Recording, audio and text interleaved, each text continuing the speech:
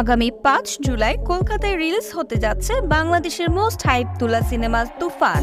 তবে এতে খুশি হতে পারছে না প্রসেনজিৎ চট্টোপাধ্যায়। প্রসেনজিৎ বলেন, ইন্ডিয়ার মানুষ বাংলা সিনেমা দেখে না। এই সময় প্রসেনজিৎ জানায়, তুফান অবশ্যই ভালো সিনেমা, তবে সেটা বাংলাদেশের জন্য।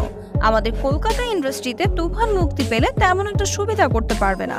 আর যদি তুফান হিট হয়ে যায়, তাহলে এতে করে আমাদের দেশীয় সিনেমার মান নিয়ে প্রশ্ন উঠবে। তাছাড়া সিনেমা হলে চলা ভারতীয় বাংলা সিনেমাগুলো ক্ষতির মুখে পড়বে। আমরা চাই না তুফান কলকাতায় এখন রিলিজ হোক, আর কয়েকটা দিন সময় যাক, আমাদের সিনেমাগুলো ভালো ব্যবসা করুক, তারপর চিন্তা করা যাবে তুফান মুক্তি দেওয়া যাবে নাকি যাবে না। এই সময় প্রসেনজিৎ চট্টোপাধ্যায় সুপারস্টার শাকিব খানের বেশ প্রশংসাও করে। তিনি শাকিব খানকে নিয়ে বলেন, শাকিব সত্যি খুব ভালো মানের ভয়ঙ্কর একজন অভিনেতা।